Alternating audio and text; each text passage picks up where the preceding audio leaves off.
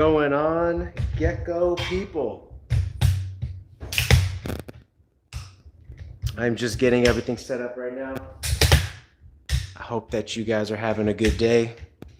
But I got some ribbon snakes to feed, so we're going to feed some ribbon snakes right now. And I can kind of show you how we do that. My cousin Greg is stopping by, and we're going to discuss a plastic mold for a water bowl that he wants to help design. And if anyone's watching, let me know how the sound is. What's going on, Tyson? I think I'm going to do this regularly on Mondays, but check this out. We're going to feed some ribbon snakes right now. So let me show you what I need to do. Thank you, bro. Appreciate that. Wow, I was able to see that. I was able to get a response from you really quickly. That's good because sometimes there's a lag on YouTube. But yeah, so my cousin's coming over. We're going to... he's also my business partner here, and he's also going to help us design something similar to what Geckopia has for our possible food bowls, but mainly water bowls is what we need it for. Water bowls for our babies, because you want something about the size of a Gatorade cap, something that the babies can't tip over, but something that's big enough to last them into juvenilehood until they become adults. And then you could just buy those little plastic condiment containers from the dollar store. But check this out. This is how we prepare our fish for our ribbon snakes. Yeah, that's our sailfin cage behind us there.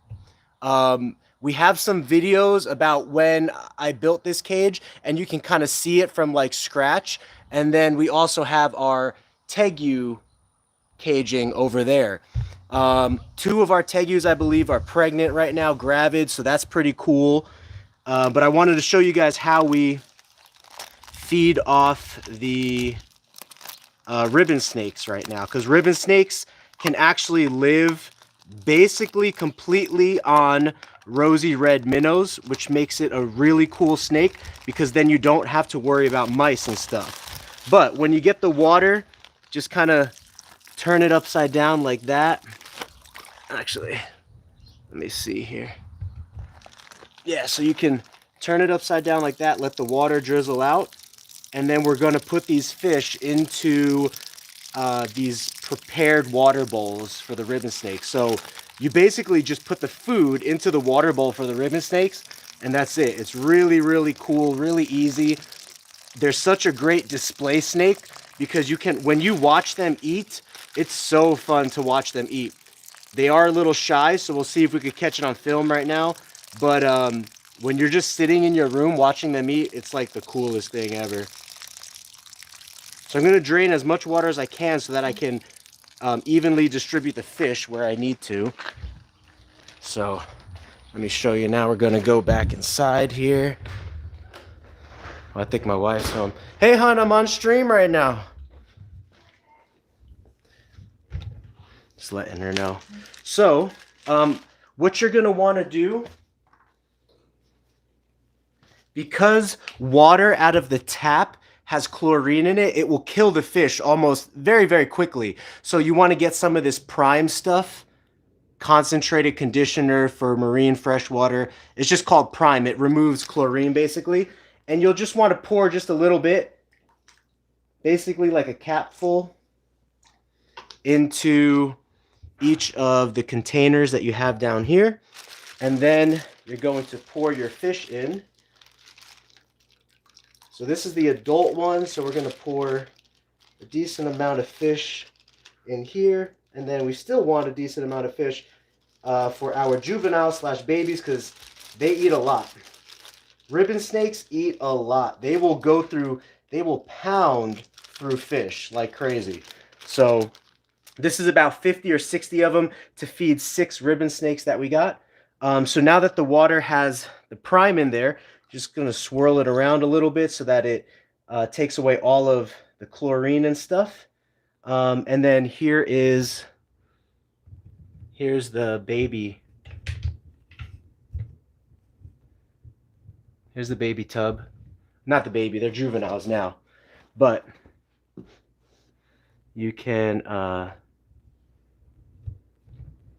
kind of see how I got them set up here.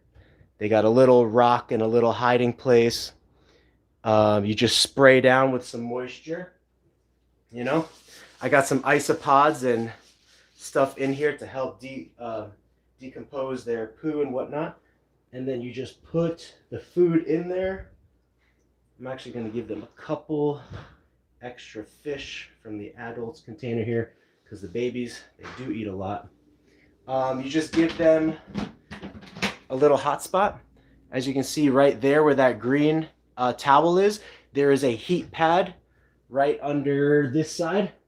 And I just covered it in a towel so that it heats the bottom of this container to about 90 degrees or so. And that's perfect for them. That's all they need. They could live in really cool room temperatures, actually, like 70 to 75. But for breeding purposes and digestion purposes, I just want to make sure that they have enough heat. So I give them like that little hot spot.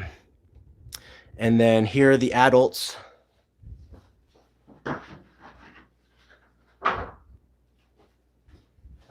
And so you can see, real simple breeder setup. There is a hiding place here, and you can see the ribbon snakes there. Very quick, pretty colors. They don't make the best handling snakes, but they sure are pretty.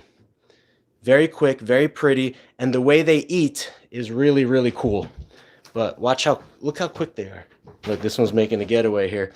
They're very, very quick. If you have them in a glass terrarium, that'll probably be perfect. It will look fantastic. You can, there we go. They're going nuts now. I want them to calm down because I don't want to have to chase it around the house right now. Done that before. But, trying to do this all one-handed. Here is their food.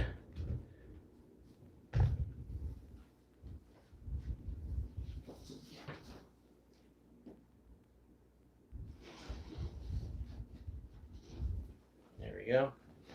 So that functions as their food and water bowl. You basically just put rosy red minnows in there and they will go to town on those bad boys. So we'll come back later and see if we can. I always want to make sure you got as many in here as when you started. So there's 1, 2, 3, 4. So there is 4 of them in here. So I'm going to lock it on up. Put this back in place. And again, they got a heater. They got a heater on that side as well. We're actually going to, I forgot to do this, but we're going to give them a little spray all up in here. Just for some extra moisture and stuff. And then I'll be done with this in a second, and then we can talk geckos and whatnot.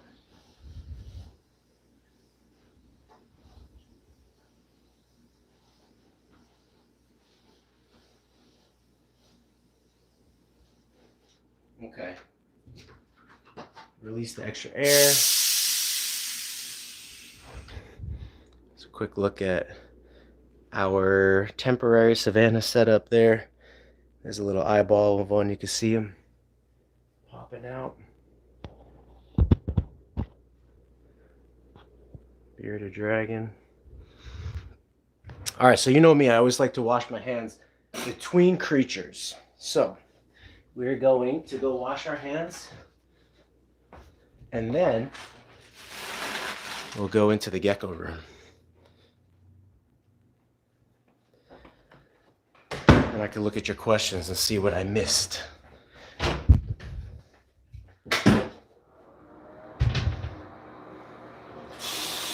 Yeah, it's just a personal thing. As much as possible, I like to wash my hands with soap and water between species as I'm going from one species to another species.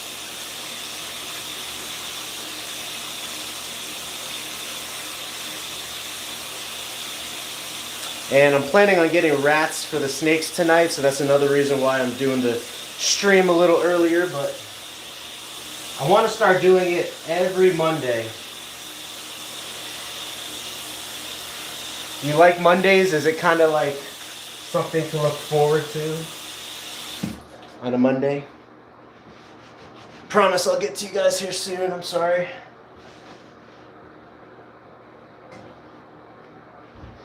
All right, cool.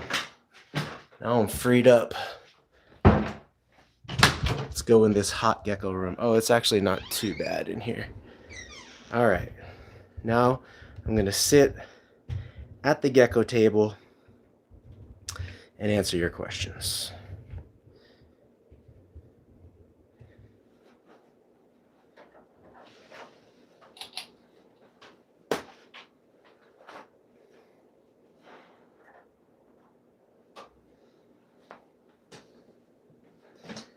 All right, let's see who all is in here right now. Wow, this thing is high.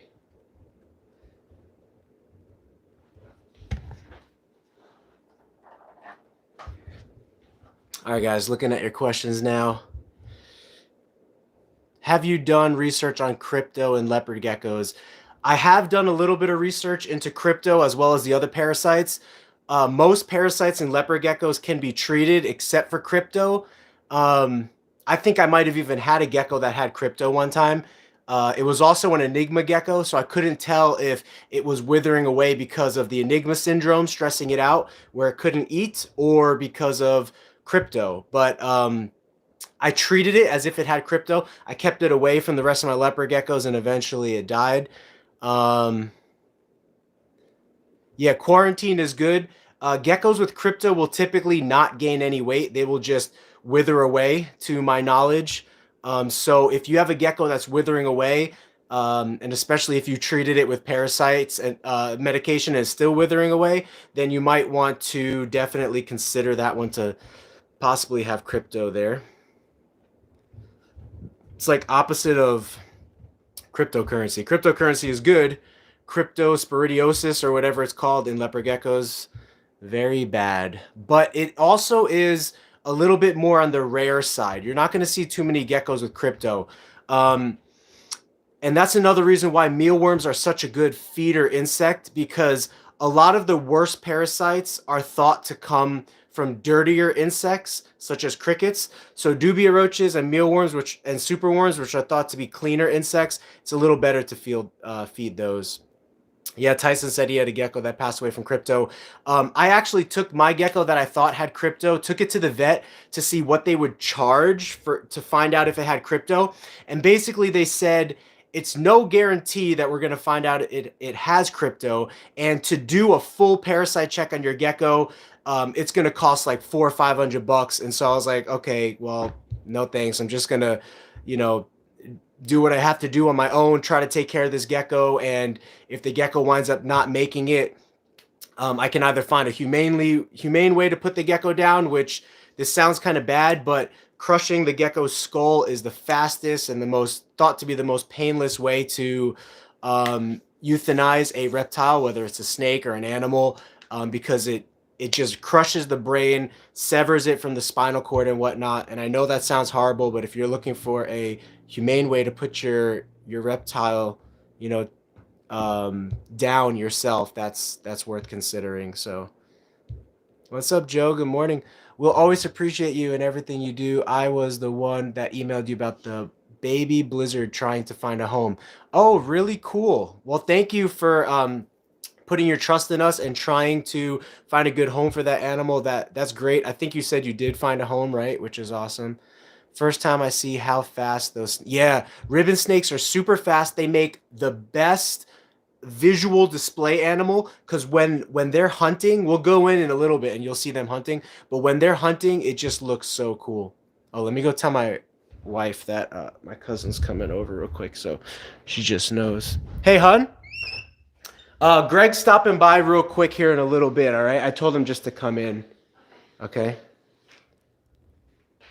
Let's see if the ribbon snakes are eating at all sometime. Yeah, there we go. There's the little babies. So you can see. It's tough to see because I sprayed in there, but you can see one of the snakes right there. They definitely know food is in there and they are eating. Same with the adults. You could see Did she dip out? Oh no. Yeah.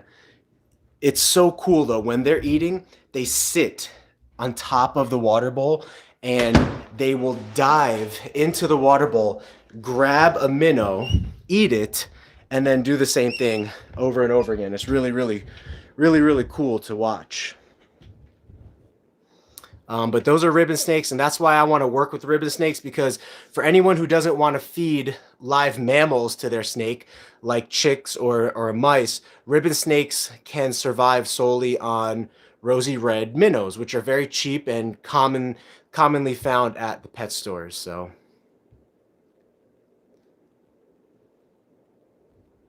I'm going to the Herps show. I don't know if you're talking to me, Viper. The Herps Conroe show. I'm not sure. Is that in Arizona? Because that's where we are here. Really hope I don't need to put down my animal, no matter how humanely it may sound. Yeah, it was really sad. I had one Enigma gecko that just withered away and died on its own, and the other one that I thought might have had crypto, the one I'm talking about right now, I actually researched ways to euthanize it. And the way that rats are euthanized in the snake world is through carbon dioxide. So some people make gas chambers of carbon dioxide, and they have those little carbon dioxide tanks and pump it into the gas chamber, and the mammals will typically die within 2 minutes of being exposed to a chamber of carbon dioxide. But reptiles apparently don't, because the gecko that I had, I exposed it to a chamber of carbon dioxide, and after it took 15 minutes for this gecko to finally go to sleep and appear that it was passed away. But just to make sure it was passed away, I took it over to an area where I was going to crush the skull to make sure it doesn't wake up. And literally 60 seconds later, as I was just getting ready to move it to that area, it started to wake up a little bit. And so that's just proof that reptiles can survive on very low amounts of oxygen. But this gecko definitely had to be put down as humanely as possible. It was super stressed, couldn't eat on its own, couldn't live, couldn't thrive. It either had crypto or it was just really heavily burdened with the Enigma syndrome to where it couldn't thrive, it couldn't survive on its own. So yeah, I do have some pictures, and I think I might have some TikTok videos or old Instagram videos, like Instagram TV videos of them eating. Check that out. But I will definitely try to get. I'll set up a camera in the future and then leave the room, and then you could watch them eating. It's super cool. I'm getting back into the hobby, and I want to initially work with line bred traits. Okay. I want tangerines with patterning, fire bolds out of stock. How do I do this, avoiding the hypo trait? So you want tangerines, oh, with patterning. Okay, so if you want tangerines with patterning, unfortunately, hypo is so bred into a lot of tangerines that even if you have a tangerine that has pattern to it, let's take this one, for example. Even if you have a tangerine that has pattern to it, first of all, a lot of the pattern of the animal fades out over time. So as a baby, those purple stripes right there, this gecko, it was like dark black as a baby, right? But as it grows up, the pattern will tend to fade out and sometimes blend into the natural canvas color of the animal. So keep that in mind, number one. But number two is that because hypo is so heavily bred into the tangerine line, you might have a gecko that has pattern on it, but then when you breed it to another gecko, even if that other gecko has pattern on it, some of the babies could possibly pop out with low amounts of pattern or hypo pattern, because in this gecko's genetics are the coding for a lot of hypo traits since hypo has been bred into tangerine so much. So my recommendation would be find a breeder who has had a specific line of tangerine that has had pattern in it, heavy pattern for many, many years. That would be your best bet. Okay, so I hope that makes sense, Nicholas. But yeah, this is one of our male tangerine geckos here.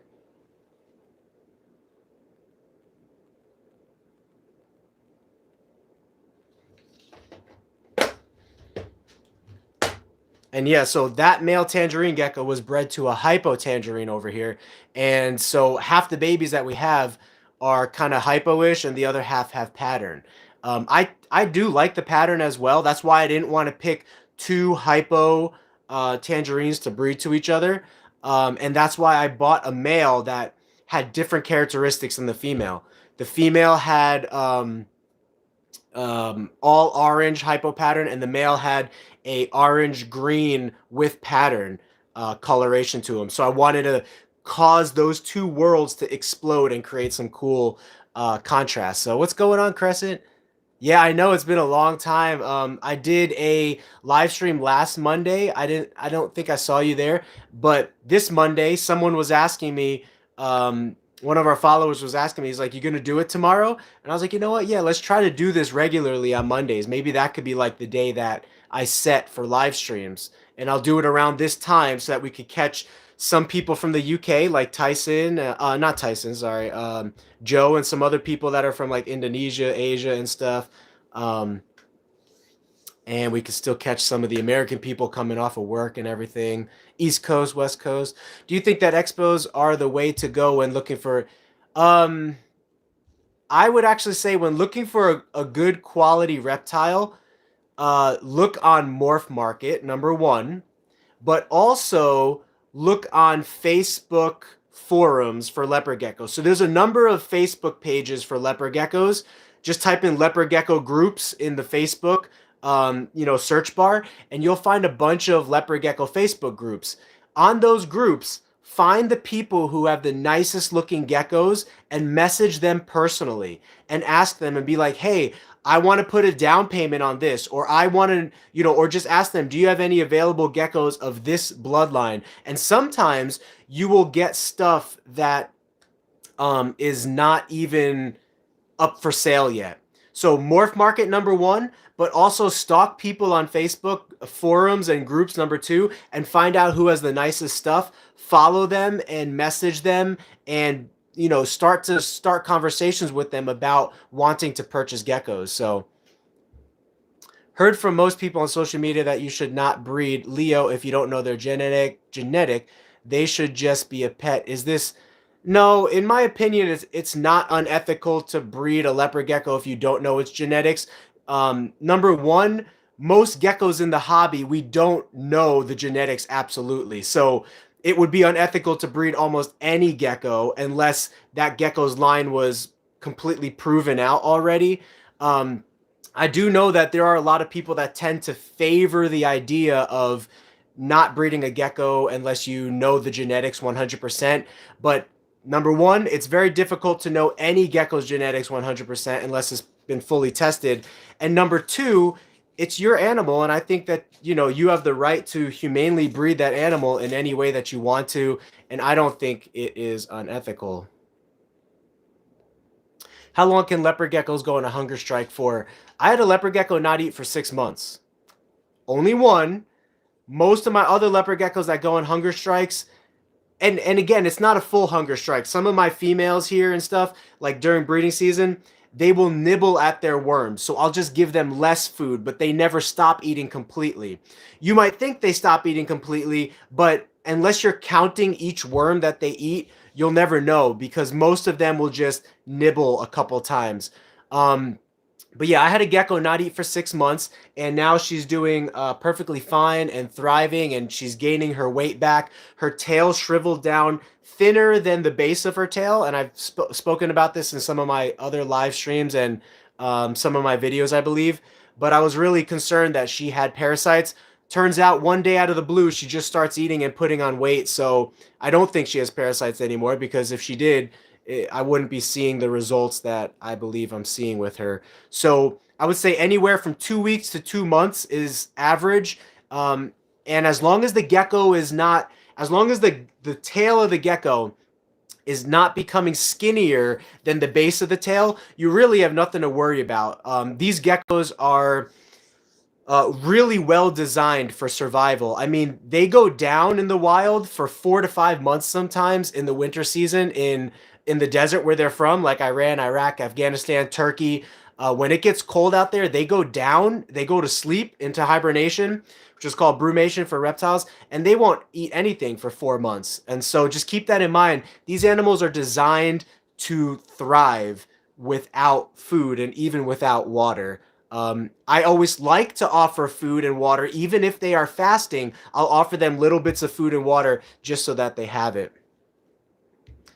So yeah, that's a common question right now, because November, December, a lot of people's leopard geckos are stopping eating because of the cold, because of brumation, hibernation, and then they wake up and it's springtime and it's breeding season, and sometimes they continue their fasting, and so people are really worried, like, oh, my gecko hasn't eaten in 2 days or 2 weeks or 2 months, and I just try to ask them to make sure that all the husbandry is taken care of correctly, like heating, a dark hiding place, access to fresh food and water, what kind of substrate they're using. I ask all of those questions, and as long as all of those fall into order, I tell them, hey, you really got nothing to worry about. Try not to worry as much as possible. I know as gecko mommies and daddies, we're super concerned about our animals, but a lot of times when we worry, there's really no reason to worry, and the animals wind up coming around, you know. Black Knights are doing good. I'm actually about to make a TikTok video of the Black Knights. And today I was playing around with YouTube Shorts. It's this kind of TikTok-y-ish video. And I'm going to start making more YouTube Shorts. And I'm going to show the Black Knights in a YouTube Short soon. But for now, since you're here, let me pull them out.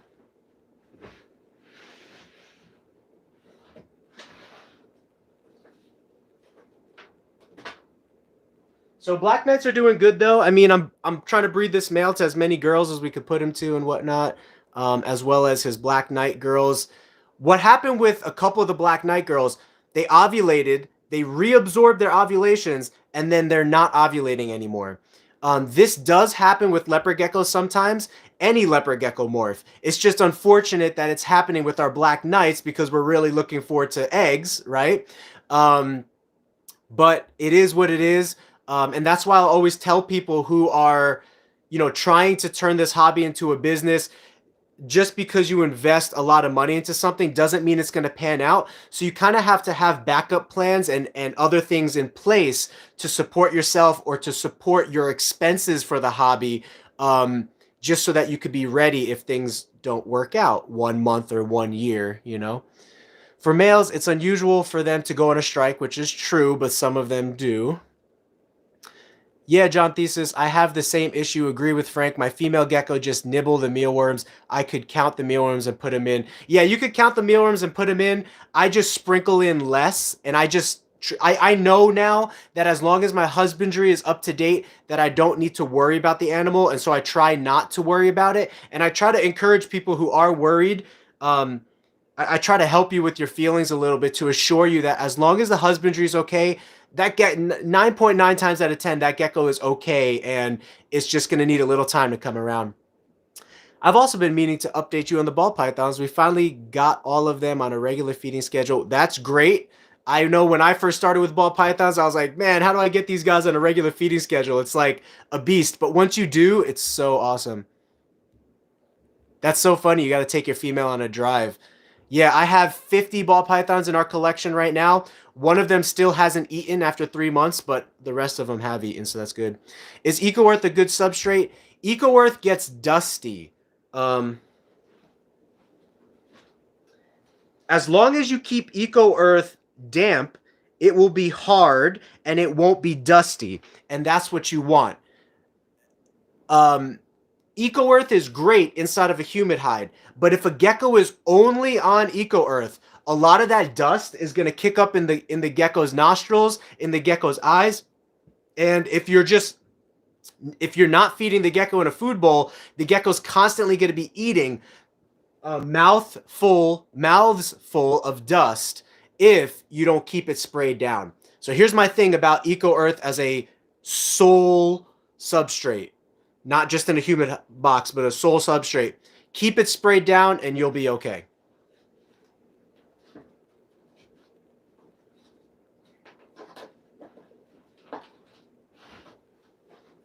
All right, let's see. Now we got some questions coming through. Yeah, Eco Earth and humid hides, but the gecko digs it out. That's true. She looks amazing. I love those pattern. Yeah, I love the pure black, but I also love it when they have some pattern in there. I mean, it just looks really cool. And this is a male. Male black knights are typically harder to produce the darkest quality compared to females because, as you know, it's theorized that when you incubate leopard geckos at a higher temperature, their colors are brighter. I really don't have proof to this much, but anyway, it's a theory. And I was talking to the original creator of the Black Knight leopard geckos in Europe. I was just messaging him, and he said, yeah, it's taken him. So it took him like 11 years to get black knights like this, but then it's taken him another like 3 years right now to start getting the darkest males. Because when you do incubate higher, a lot of the colors tends to be a little bit brighter, which is the opposite of what you want with a black knight, right? So later, Joe, I'll see ya. Have a good meeting. Chameleones, you're the man, bro. And I love that emoji, race quit. Is that a like Nintendo? Is that like a Super Nintendo controller? That looks awesome if so. And thank you so much, Chameleones, for the $20. You always come through for us, brother, and I just really got to shout you out. That's amazing. You're really helping to support our cause over here financially, as well as everybody who tunes into these live streams and watches our video and shares our content. It's really helping us grow. I mean, you can see we're at over 1,500 subscribers now. Our Instagram is like close to 900. Our TikTok is close to 2,000. What else do I have? I don't have Twitter or Pinterest yet, but maybe one day. But those are the main platforms for now: YouTube, Instagram, TikTok, and Facebook.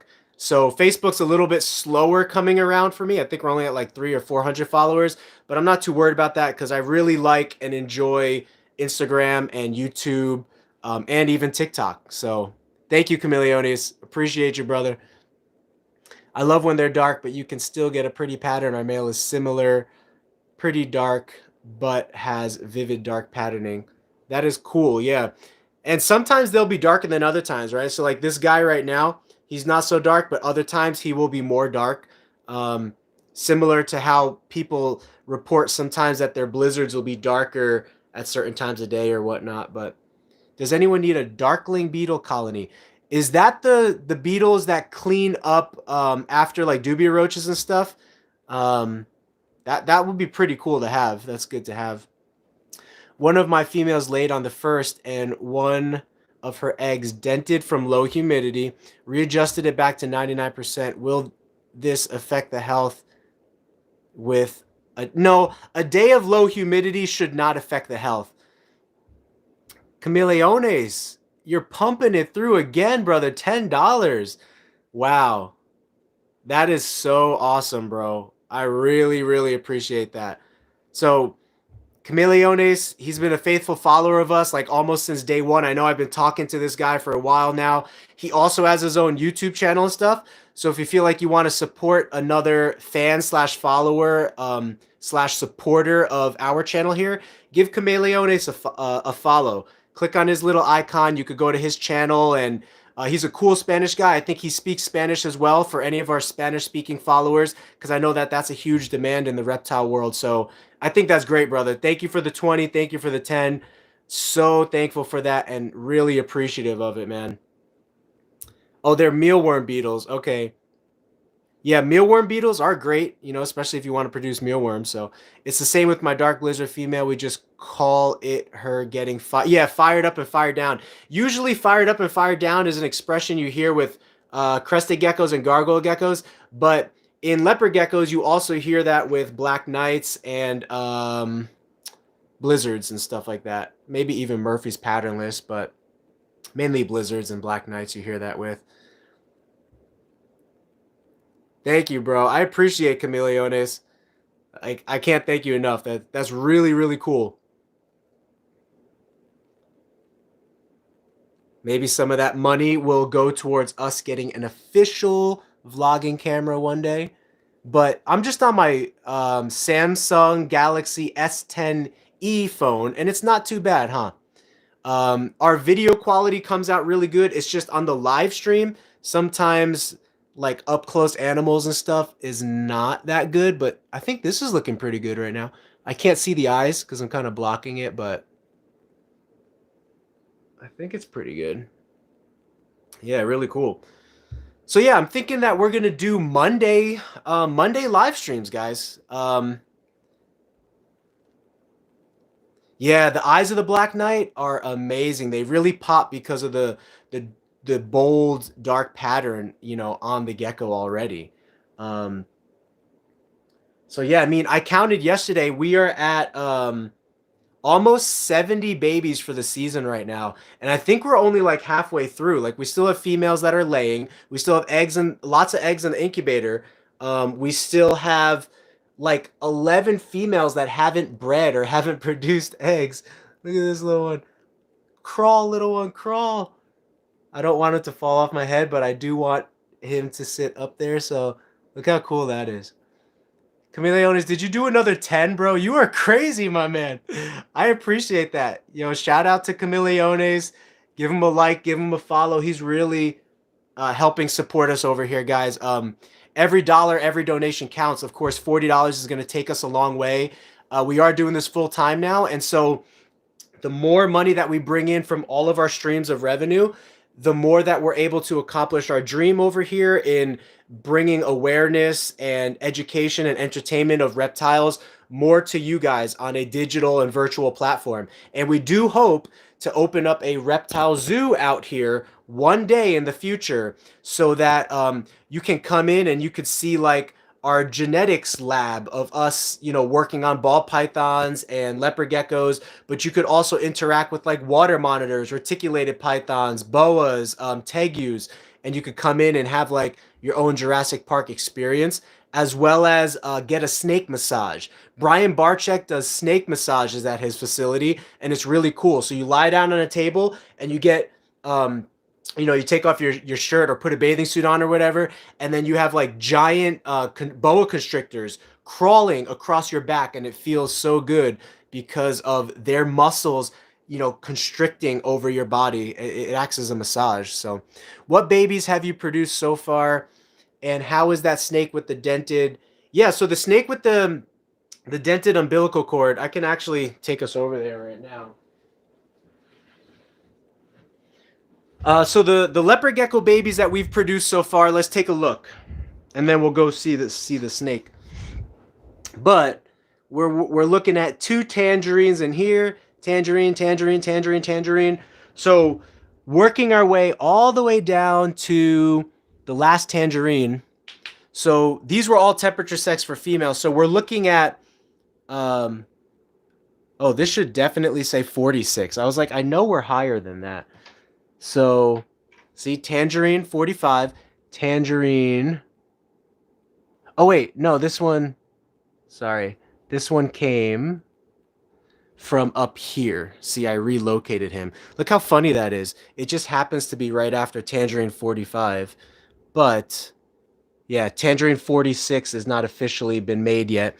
But just to keep track of how many tangerines are in our collection, this new numbering system here, this lets me know how many tangerines we've been through lifetime. But since this is our first year, this is basically how many tangerines we have right now. So we have 45 female tangerines, and that includes the babies that were all incubated for us this year. So there's typically about 2 babies in each one of those slots. These slots were a little tight, so I didn't put anything in there yet. These are some dubia roaches. You can see that they do really well. Oh, that's a lower one.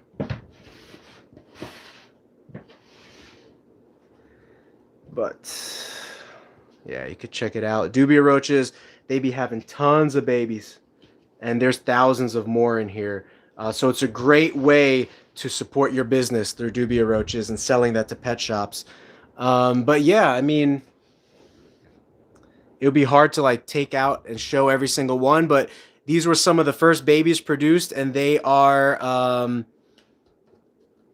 2 or 3 months old now, and you can see just how big they are. I mean, look, there's my hand, and you can see just how big they are.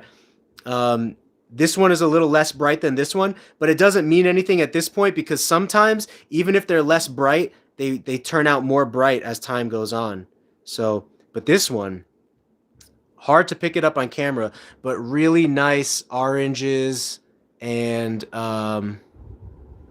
like greenish and stuff coloration. So these are our babies. I mean, look how big they are after just a couple of months. You know what I mean? So, I mean, breeding is really, really cool, guys. It creates a great opportunity to learn about genetics, as well as create life, or help create life, and organize and structure, and, you know, come up with ideas of colors and patterns that you want to recreate and combine. So yeah, we just slide those guys in there. So please excuse me that I don't take out every single one of these, but I really like to keep track of them since I'm operating the camera with one hand. I just want to make sure like I don't lose any or stress any out too much. You know what I mean? But yeah, see? They like to hide in that little area. So these little 6-quart tubs, they provide a perfect enclosure for these little babies up until they're like 4 to 5 months old, you know. And yeah, so it's good. It works out really good. And then I'll separate them here soon, and they'll each get their own little cubby. This is our new rack design right now. So Greg, my cousin, designed this to be lightweight, cheap, but sturdy. And you can just see it's about 6 feet tall, about 2 feet wide. It holds 24 leopard geckos, 24 adult leopard gecko tubs. Greg's here now, so let me go grab the door real quick. I always like to make sure that these are like that. Make sure that they're not falling out. So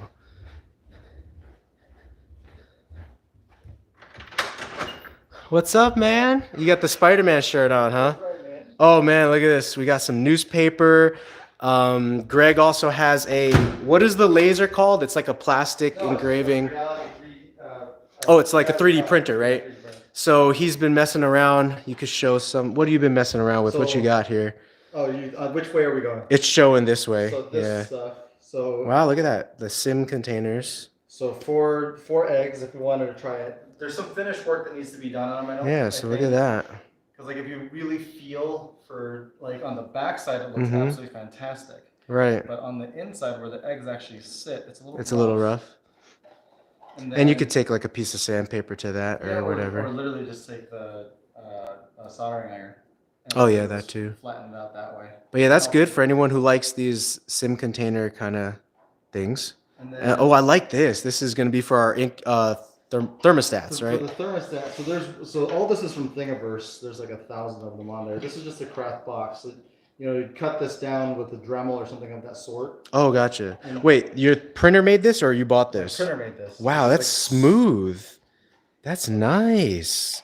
So guys, we're going to make our own thermostats. And then there's the actual, this is actually designed for the housing specifically. Somebody modeled that a while back. Really? I like this one more, or this size more, but I also think that if we're going to be using very specifically those thermostats, I'd like to actually attach it to those plugs, actual outlets.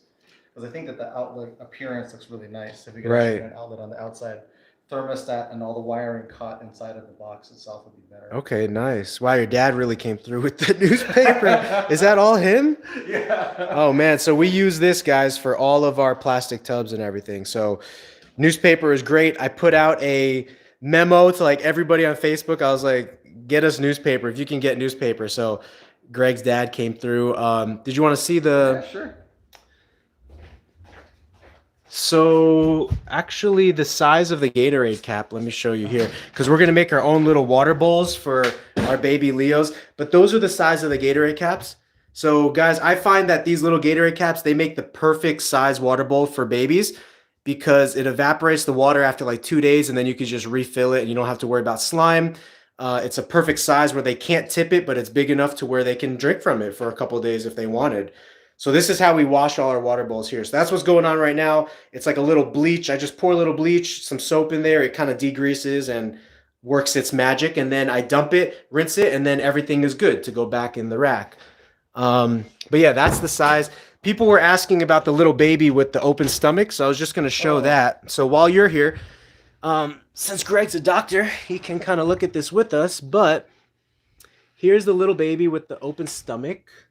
Now, all of these guys are about 2 weeks old, but they did not eat last week.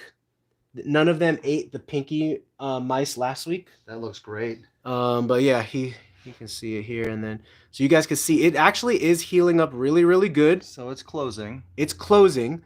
Question number one is, you know, when this snake starts eating, will it be able to pass a bowel movement? And for now, it's been pooing and peeing just fine off of its yolk. So that's hopeful. But issue number two, which I think Greg is aware of as well, is that little concave spinal issue. I'll show him and then I'll show you guys. But you've seen that before, right? Yeah. You showed me how it was kind of on the around the rib line too. Yeah, it's right there. You can see it's very concave, almost as if like the muscles didn't fully develop in that area or something.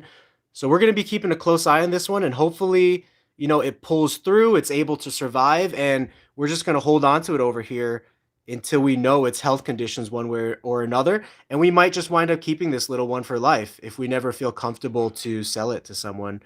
It looks healthy, moving. Yeah, he's moving. So actually, all these guys are going to get fed tonight. I'm going to go pick up rats.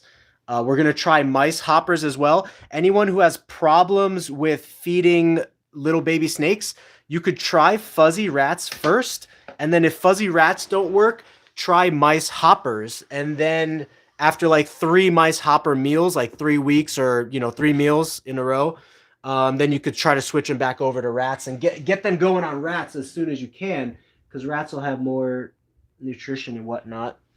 But yeah, they're all doing good though, bro. Growing. How's ambient temperature, room, and oh, so ambient, yeah, we're keeping this room right now. You could actually see it is 90 degrees up top, and it's also 90 degrees down low, and that's because of this fan right here. The fan just blows the air equally around this room so that I can take this little heat gun right here, and you'll see that right down there at the bottom is 90. It's hard for you to see that digital, but right down there is 90. Even in the top corner in the closet, that's where it's slightly cooler, 87, but 88. But still, I mean, that's really, really close to equal temperature in the whole room. Greg's sweating over here. Oh, it's hot. I was actually thinking, Greg, if we don't get an incubator built or whatever, I'm just going to use this room to be our Tegu and ball python incubator room and just try to keep it at that 87 to 88 degree all day long. So this room right now is just, the whole room is 87 to 89 degrees all day long. We'll just use this room to be our incubator. These tubs, they actually work great for saran wrapping over them. If you want, you know, if you want to use a big tub, or you could use little 6-quart tubs from the dollar store right there, and you use something called press and seal, and you seal over the top, and it holds in the humidity. So technically this room is an incubator. Put the vermiculite at the base, or is there a different? Put the vermiculite at the base, just like we do with our leopard gecko eggs, and then you 1-to-1 ratio, you press and seal it shut so that it's airtight and it holds in that humidity 100%, and then you just let it sit in the room. So I actually think this room would function really well as an incubator, you know. That's awesome. Yeah. Seeing babies, I see a lot of babies. Oh, bro, I was just telling everybody yesterday. I counted. We have 67 babies right now. And that's only probably about, you know, fingers crossed, that's only about halfway through, or maybe a little less than halfway through, because we have a lot of eggs still in the incubator. We still have females that still didn't produce this year. But like I was telling some people, some of the females, they'll actually ovulate, they will breed, they will absorb their ovulations, and then they'll stop ovulating. It's just something that happens. So to everybody out there, like if you're looking to cover your expenses and cover a spread of finances, you definitely want to work with multiple animals and multiple projects, because like I was telling everybody, you know, our Black Knights so far this year, we spent a lot of money on those and they haven't produced the greatest for us. But thankfully, because that's a lifetime project, we have every single year to work on it. We could hope that next year they'll do really great for us. And the rest of our collection overall is doing really great, because you have some geckos that don't do so great, but the ones that don't do so great or produce for you so great, they get balanced out by the ones that are producing for you really great. And so that's kind of the game when you're breeding animals and stuff. You try your best to get 100% hatch and breed ratios, but it doesn't always happen, and you just take it as it comes, you know. But yeah, I was showing them your new design too of the racks here. So I really like this design too. So Greg designed and built this rack. And as you see, I'm actually using it for the dubia roaches right now. Oh, nice. And it works out perfect. It's a little bit less hassle of me to pull off a lid and all that kind of stuff. And it has fresh airflow. And those roaches are only there until I sell them to a pet shop anyway, which I have, you know, so I sold half of this month's roaches in one day. So we made $1,600 worth of sales in one day from these roaches. And that was only half of the babies we produced this month. And so I still have another half of the month to go. And the shops are hitting me back up again and asking for more and stuff. So if you breed dubia roaches, you'll definitely find places to sell them for sure, you know. There's a lot of roach places that have seemed to have closed down. Oh, the big roach breeders? Big roach breeders are just, they don't have anything. I don't know what's happened. I don't know if it's just COVID or people just stopped selling, or it just became too much of an industry, whatever the industry was. Or... Whatever it was. Yeah, I mean, you know, we have, just to show you guys, we have these 3 bins of roaches here. Each of those bins probably has a couple to a few thousand adults, you know, maybe like 1,000 or 2,000 females minimum, and then a bunch of jumbos. So jumbos that are, half of the jumbos are going to turn into females, half probably males. There's about a 50% ratio. But all of these bins, they're just about reaching their comfortable full capacity, and I'm going to have to expand and create some more bins here as well. But yeah, the babies are doing fantastic. They're popping out every day. I'm checking for them, and they're growing great. So yeah, things are going good. That's awesome. Yeah, I'm excited for the snakes. So they're constantly eating.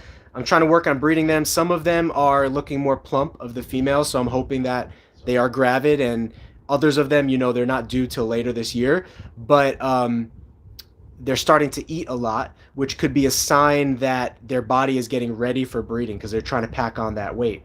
So, you know, ball pythons is new to us. I'm really comfortable with leopard geckos, and I know the logistics.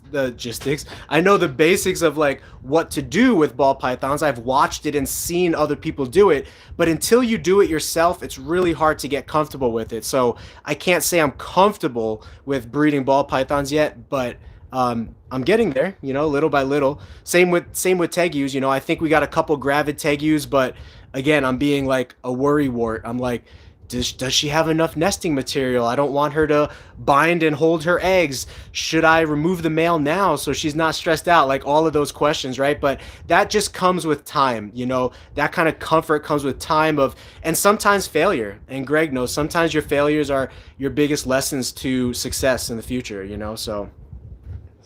Well, I'll let you go. I appreciate you. Yeah, brother. Thank you so much. Was that everything? Did we cover? Oh, yeah. So yeah, you saw the size of the water, right? Yeah. You want me to try to make it so it's like literally both? So it's a food bowl next to the water bowl? Or you want to leave it separate? I think separate, because I think the mealworms will find a way out and they'll be crawling out unless it was, I don't know, maybe both if you feel like you have the time and capacity to do so. But I think that it's going to be more difficult to do a food bowl that is escape free combined with the water bowl, but it's possible. I'll take a look.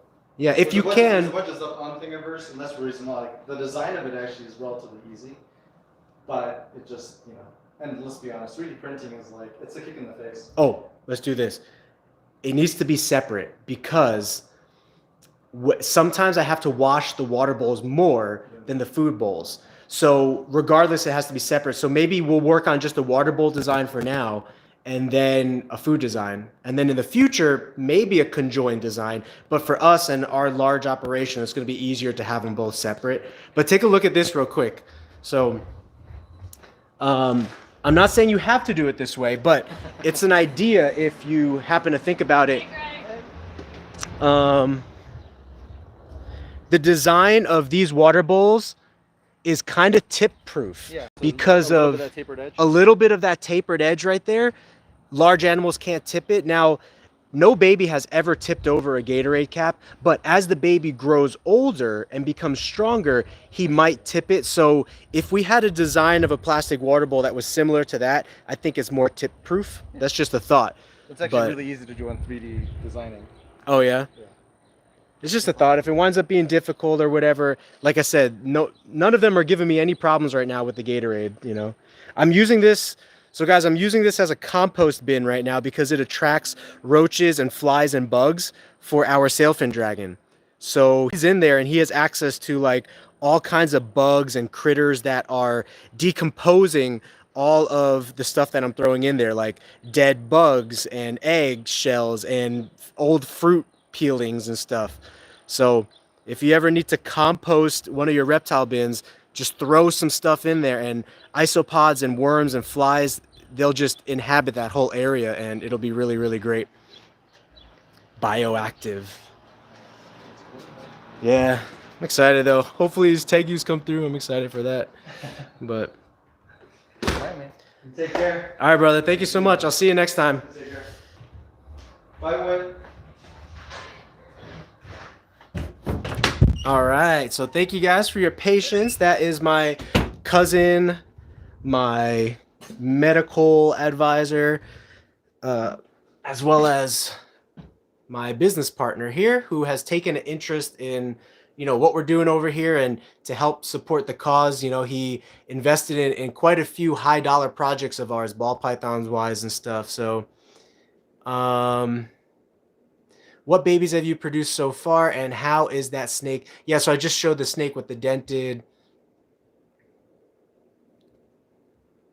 Looks awesome, Gecko. Do you know what type of eyes Murphy's patternless have? They just have regular eyes.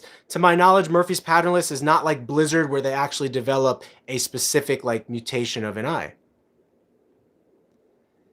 He used to, now he has a sloth.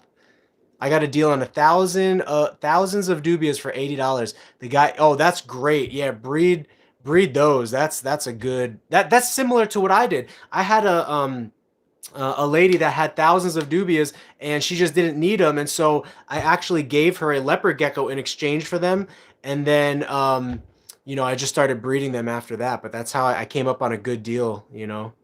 Is it ethical to mix strains of tangerine?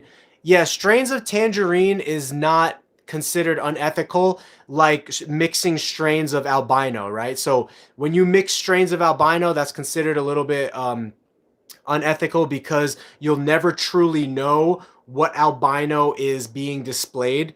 Now, I am not the unethical police. To me, it's not that crazy to breed like a Bell albino to like a Tremper albino, as long as you're honest with those babies. If you wind up selling those babies, you could tell people, look, these are the offspring of a Tremper and a Bell. So to me, it's just about honesty. I don't really see it as unethical. I mean, it's your money, it's your geckos. You know, I think that you have the right to breed what you want, but tangerines in the hobby, yeah, you can mix blood and inferno and tangelo. You can mix all of that. It's no problem. That reminds me, I really need to figure out those rack builds. We're getting to that point where, yeah, Crescent, I can send you some pictures of our rack here, and I still plan to do an actual video one day showing the basics of how these racks are built. So since you're here right now, the racks are built off of, you could kind of see there's a 2x2 frame on the top and a 2x2 frame on the bottom. And then these are just 1x3 sides. And so the 1x3 sides go all the way up. And then every whatever you need it to be, like 6 inches or so for us, you just tack in with a screw or with a nail gun these little horizontal shelving arms, and then you just choose a material, a type of wood to put down on there. So that's the basic of it. I will do a video more in detail, and I even plan to try to videotape Greg while he's building the next one, you know.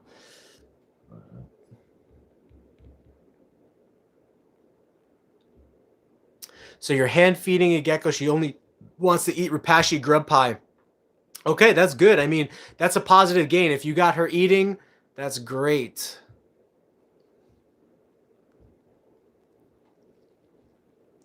Can't learn if you don't try. Yeah, sometimes you just got to make mistakes, and that's the way you do learn.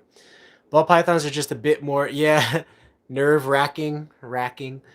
Yeah, they are a little bit more nerve-wracking just because, you know, we're a little bit newer to them over here, so we're still trying to get in the comfort of, you know, breeding and keeping and whatnot, but mainly breeding. I mean, keeping, I've already gotten pretty comfortable feeding and keeping them. Now it's just about breeding. Do you find that there is anything that dictates how many eggs a female lays? Anything you can do? So that's a very good question, Cords. Make sure she's well fed. Make sure she has calcium with D3, and you're doing everything you can. That being said, sometimes females will just not produce so great. It just happens. But to cover all your bases, to make sure you give the animal the best opportunity to produce the most amount of babies, here's what I'm doing over here. I'm making sure that they're fed. We feed mealworms, so I'm making sure they're fed 2 times a week. And if the gecko eats all of her mealworms, I'll give her more the next time. If they don't eat all the mealworms, I'll give her less so that I'm not wasting mealworms. But that's number one. Make sure they have calcium with D3 at the very least, or vitamins. This combo has worked for decades for leopard gecko breeders. It's Vionate vitamin mix with Osteoform SA. This is pure calcium, and this is vitamins and calcium. You do a 1 scoop of this to a 3 scoop of this. You can buy both of those items off of Amazon, and that has been used by some of the biggest leopard gecko breeders around the world for decades in their collection. And so that's why I do it, because that's what I saw other people, you know, some of the biggest breeders do. So food and supplements. And then number 2, I would recommend repairing. So every time I get a clutch of eggs from a girl, if the eggs are infertile, or if she doesn't lay eggs, or even if she reabsorbs those eggs, that tells me that maybe something could be wrong. I try to repair her with a male. Not all the time will she repair with the male, but if she does repair with the male, then to me, that's just better to have more sperm in her than less for her breeding season. So every 2 clutches, I will monitor her and try to repair her if I can, or especially if she lays an infertile clutch, I will try to repair her right after that infertile clutch, about 24 to 48 hours after she lays that infertile clutch. So, oh, also took your advice about feeding about a month ago, and she wouldn't eat a thing and tried tube feeding. And now she has a insane appetite and is gaining back to her original size. So yeah, sometimes medical intervention can actually work out really well, and that's a perfect example. The other option you have if your gecko's not eating, and please, this is like a last resort for geckos that are like super skinny, is, you know, feeding them with the syringe, like crushing up food and vitamins into a liquid mixture and then feeding them with the syringe. That's like an absolute last resort. Because in some cases that could wind up stressing the gecko out even more and causing them to want to not eat even more. But in Cord's case over here, you can see that the gecko is actually able to get the nutrients it needs, feel better about itself, and then start eating again. So I would say, again, that's only in the worst of cases, but it worked for Cords over here. Osteoform and Vionate are great. They have really improved the health. Then, okay, so that's That's good. That's good to know. I've always used these, so I really have no other method to compare it to. But actually, I had a Savannah that had MBD, and I was using calcium, Repti calcium with D3 to get it back, and it bounced back and is doing great now too. So because of the UVB light, that's what was needed. But I just hit it up with like a syringe and liquid paste and just lots of calcium with D3 on his food, and it started really, its bones are hardening up back to normal. So yeah, some people's geckos, they do lick it off the spoon. Yeah, so the reason I used calcium with D3 and UVB was for my Savannah monitor that was going through MBD. And so because it had MBD, I wanted to make sure it was getting enough D3 from the light as well as from the calcium. But you are correct, Vince, is that if you have an animal that does not have MBD, which is metabolic bone disease, a weakness of the bones, you want to be doing one or the other for leopard geckos. You want either UVB and calcium with no D3, or you want calcium with D3 if you have no UVB. So I've never ordered from Urban Reptile before, but he has some of the nicest leopard geckos in the world, wouldn't you say? I think I saw a bad review one time, but hey, there's tons of people that say bad things about me and tons of people that say bad things about McDonald's and State Farm. Like, no matter what company you are, there's going to be people that say bad things about you. It's all about that personal relationship, you know, the relationship that each customer builds with the business, right? And so I've never ordered from Urban Reptile, but I follow him on Facebook and I follow him on Instagram, and if he had a YouTube, I would follow him on that because that dude has some of the nicest looking reptiles in the world. So respect for that.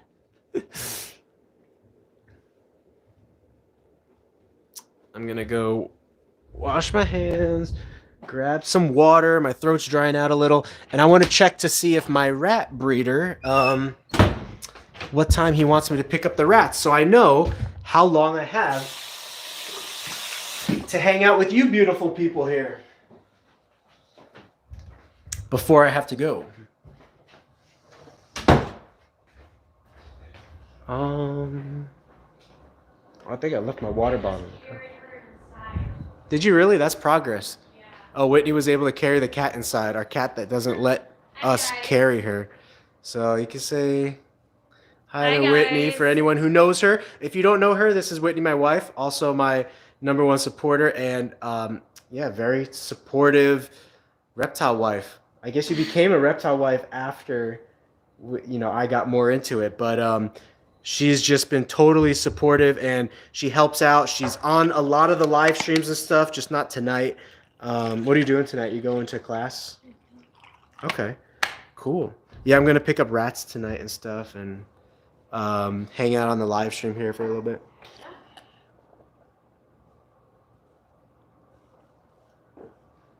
Oh man, gotta drink lots of water. They put up 100 geckos today, and I'm really thinking about, yeah, give it a shot, Cords. The bad feedback that I heard about them one time was that they shipped out like the wrong gecko, and it took them a while to correct that issue and ship out the right gecko to the person. Because the person didn't want a refund. They wanted the right gecko. And Urban Reptile, I don't know if you know this, but I think they're in Canada. And so it's tough shipping between Canada and the United States. And for whatever reason, they weren't able to get this gecko out. It was a crested gecko. They weren't able to get it out to the customer in the customer's time of happiness. You know what I mean? And that was the bad review that I heard. But they're such a large company. I would love to buy geckos from them one day, to be completely honest. If you see something you like, I would go for it. I think they're a great company, and hopefully you don't have a bad experience, but it's like any company. At some point, there's always a chance you're going to have a bad experience. An employee's having an off day, just the natural disaster of things go wrong, you know, but as far as I can tell, they are a legitimate, upstanding business, and hopefully that's what you experience if you buy a gecko from them.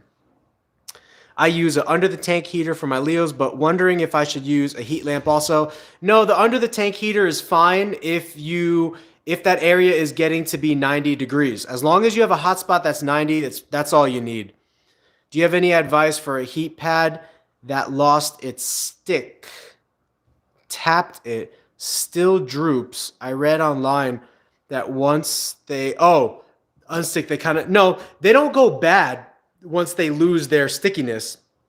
All of my heat pads have pretty much lost their stickiness, so you don't really need to stick it to anything. As long as the heat pad is under the tank, it's going to heat up that under the tank area. Now, if the heat pad is stuck directly to the tank, that glass is going to get like 150 degrees. So I would actually say that that's what you need to be more careful of, is overheating. But what we do to kind of overcome that, I'll show you right now.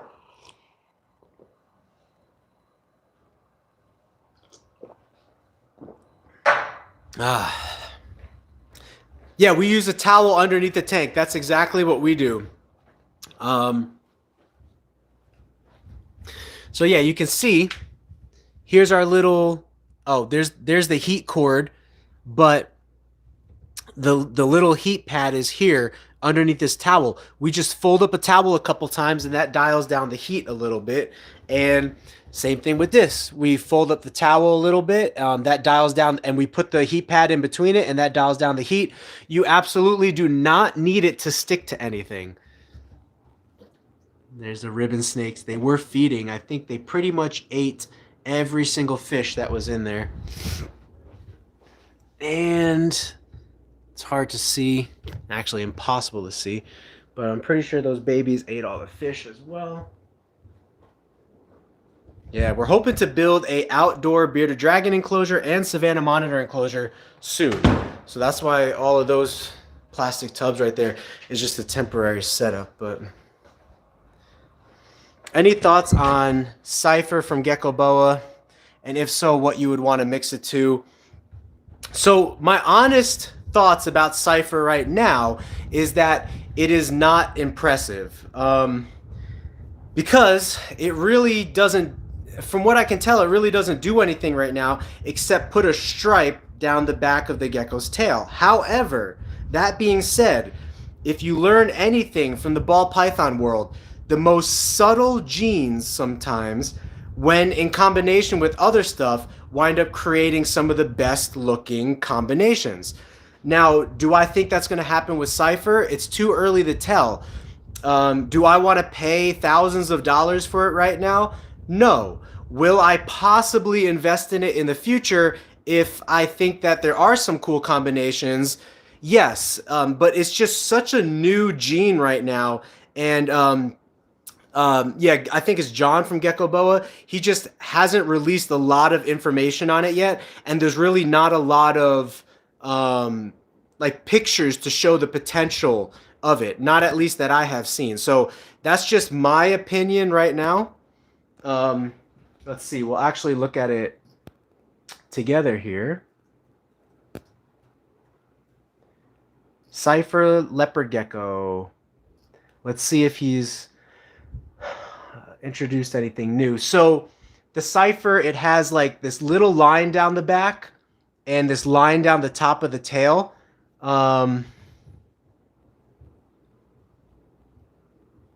This little line down the back, line down the top of the tail. I mean, I guess that's cool. It's just cool because it's something new and something different in leopard geckos, right? Like that hasn't been seen before. Plus, what if, bye baby, love you. What if you combine this with a bold stripe, right? So you're asking me for my thoughts.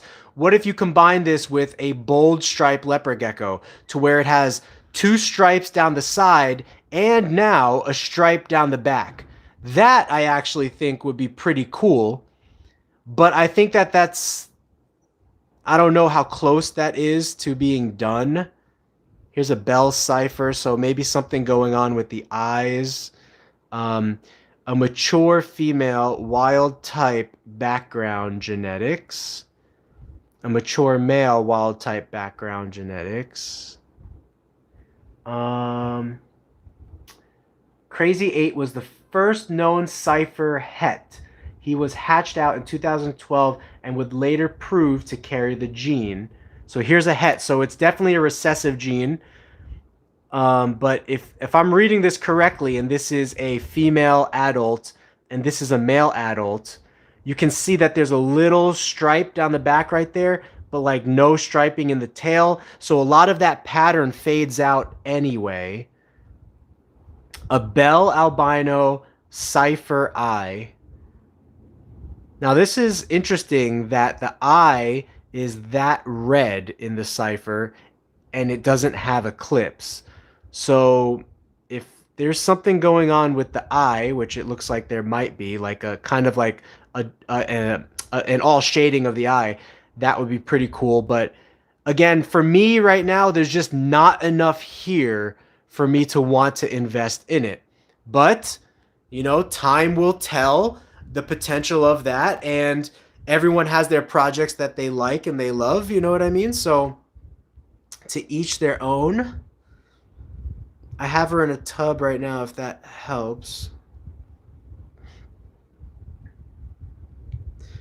Yeah, so I would wrap the heat pad in a towel and put it underneath one side of the tub and just use a heat gun to hit that side of the tub to make sure that the tub is not getting too hot. Let me see my rat guy. Yeah, ribbon snakes are super cool. I hope I can get more pictures for you. As you can see, we have our ribbon snakes set up in a breeder style. It's just easier for me. But if you have them in an actual glass enclosure, it looks really, really cool to watch them eat. If it's an Exoterra heat mat, they do not heat fully after being removed from original placement. Okay, see, I've never heard anything like that, but if you have a heat gun, you can monitor the temperature of how hot that heat pad is getting. So that would be my recommendation. Let me show you right now. Amazon heat gun. So you'll want to get, or actually I should say, it's a temp gun. It's those things that people point at you when you walk into the stores nowadays. So look, check this out. That's a temp gun right there. It's like 30, 40 bucks for a good one. Yeah, you could get them cheaper, 20 bucks. Those are great for reading the surface temperature of anything. It's like a laser pointer. You point it at it, it reads the surface temperature, and you know how hot it is. Depending on how hot it is, you can wrap it more in a towel or less in the towel as you need to.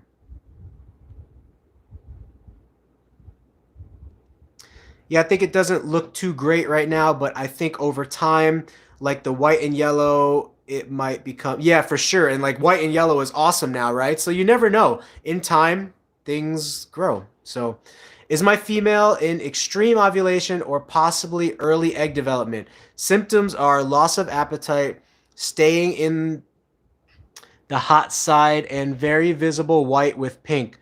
Yeah, white with pink is definitely ovulating. So, you know what I'm going to do. I'm going to recommend that you go over, Tiff, I recommend you go over to our video section of our YouTube channel and go to these two things right here. Oh no, these three. Actually this one. Ovulation versus gravid. So check out our ovulation versus gravid video. It is recently in the video section, and I will show you what ovulation looks like versus what gravid looks like. In addition to that, there's also, once you're ready and you actually breed the gecko, there's also how long does it take for my leopard gecko's eggs to hatch video, and then are my leopard gecko's eggs fertile? Those three videos I would recommend watching. I think it'll be a great learning experience for you. You can get them in Canada at Canadian Tire. Sometimes they come on sale. Oh, cool. Yeah. All right. Let me see. I'm meeting at the target at 7:45 for another guy. That okay with you? Or do I need to do... That's okay.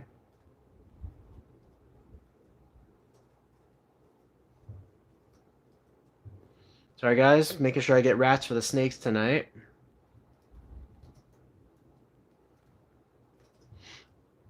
So yeah, we're getting rats tonight. Yes, that means it's feeding night. Yes, that means our snakes grow. Yes, that means 2 days from now I can repair males and females. Yes, that's all good stuff. Cool. So if I need to be there it's 6:15. If I need to be there 7:45, then that means I need to leave here at 7:15. So that technically gives us another hour, but I want to rest a little bit before I head out there and just kind of make sure I have everything prepared to go get the rats, and I got the little bin to put the rats in and all that. Rest my voice a little bit. So I'll probably hang out here on live stream for another, I don't know, what, 20 minutes, 15, 20 minutes? What do you guys think? I really want to breed mealworms, but am a little concerned about talking about allergies. So I never had any allergy problems with mealworms or dubia roaches for a year until recently. I was going through my dubia roach bins, not even doing a whole lot. I was just pulling out roaches to feed to my animals for about 30 to 40 minutes. After that 30 to 40 minutes, I couldn't breathe fully. And all night long, I was taking deep breaths and my lungs were like you could hear it like that. My eyes were kind of itchy. It was just not looking so good. So on Amazon, you will definitely want to buy I would recommend a P100 mask. It's called an N95 or a P90, it's called an N100 or a P100 mask. N95 and P95 also work. The 95 and the 100 are just significant, indicating the amount of particles that it filters out. So would you rather have 100% particles filtered out or 95%? It's up to you. But I got these right here. You can see this mask. I got this mask from Amazon, and these little things, they just kind of turn counterclockwise and come off, and you can buy replacement pads. They are not the cheapest, but if it could save you from lung cancer or developing really bad allergies where people have to leave the hobby, it's definitely worth it, right? Now, you don't need this mask version, but I really like this mask version. They also sell the kind of like disposable mask versions that have like a little air hole in it. So I was doing a little bit of research on N95, P95. If you buy this one with the interchangeable cartridges, make sure you spend the extra money to buy the cartridges that are the American made ones and not the Chinese knockoff ones. This 3M2091, this specific cartridge is the American made one and not the knockoff one. So do a little review on whatever you're about to buy, like cartridge wise, and make sure that it's not the knockoff one, because I've heard some bad things about the knockoff ones not working as good. So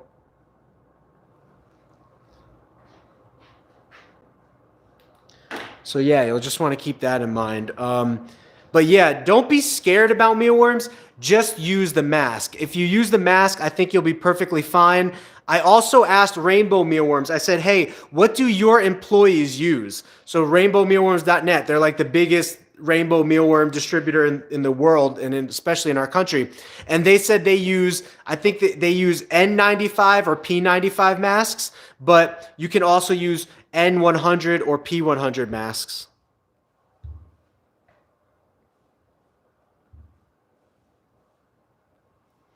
I believe she bred with my male already. He has not tried to mate again with her, even though it looks like a full ovulation, so I wasn't sure.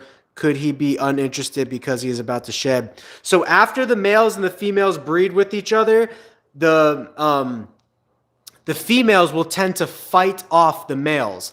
And it's important at that time that if you start to see them fighting, remove the male from the female's tank so that she's less stressed out and so that there's no chance of them tearing each other up. Because a lot of times they won't fight to the death or anything like that, but sometimes there's been really bad bites and injuries that have been known to happen by males that are kept with females. So it's up to you, the risk that you want to take. Over here, we keep every male and every female separate.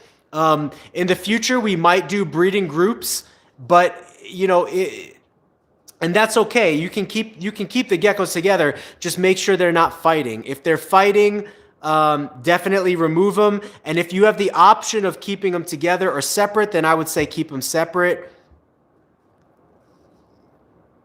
Can I inbreed leopard geckos? Yes. The black knight leopard gecko to get an all black gecko has been inbred for 12 years. Tangerine geckos are bred year after year to each other. A lot of sources say don't go deeper than three generations into inbreeding, but you can go much deeper than 3 generations for reptiles. You just want to keep an eye out for genetic defects. If you start to notice genetic defects like smaller heads, stunted growth, whatever the case may be, then you might want to start outcrossing. But for the most part, you can continuously inbreed the same geckos. I know Gecko Daddy, I saw a recent episode with him and on Dave Kaufman's channel. He said he's never outcrossed his geckos. He has all the same bloodlines that he started with 10 years ago, and he's just bred them for 10 years back to back to create like the best looking geckos for his collection. And we are doing something similar over here for our tangerine leopard geckos. We started with 1 tangerine male and 1 tangerine female, and we bred them year 1. Then we bred their babies to them year 2. Then now we're in year 3 and we're breeding their babies to them in year 3. So you can absolutely inbreed leopard geckos for many generations. And there's no exact number of when to stop, but you should have outcrossing in your mind. Like definitely have it in the game plan, but it's not like an immediate thing like, oh, I need to outcross next year because I inbred this year. You can inbreed many years in a row. Do you have any ideas about good mealworm tubs that are good size and somewhat cheap, looking to build a wooden rack? We go to the dollar store for our 6-quart tubs, so you could do that. You get 1 tub for $1 at the dollar store, or you could go to Walmart and you could buy like their different size tubs at Walmart for like $2 or $3 or $4, depending on the size tub that you get. I'm confused about how leopard gecko inbreeding. Leopard gecko inbreeding is when you take one gecko, you breed it to another gecko, and then those 2 geckos have babies. And then you breed those babies back to the parents the next year. That's typically inbreeding or anything related to that. What's going on, Gecko Oasis? So if any of you guys don't know, Jim is Gecko Oasis. You could click on his little icon. He's gonna be starting to do YouTube videos soon, and I told him we're gonna do a kickoff with him. But I don't know if you're in the hospital right now or what, Jim, but you reminded me that, hey, I have a live streams Monday thumbnail and I better use it. And so thank you, Jim. This whole live stream can partially be in thanks to Jim, me speaking to him yesterday and him reminding me that, hey, you should do a live stream tomorrow. And so I am. We did a live stream. I'm just about to get off, but Gecko Oasis, really cool. We're going to do a live stream with him, promoting him in the future, but give him some love and give him some thoughts and prayers because he had some medical. I remember I won't give your details, Jim. That's up to you.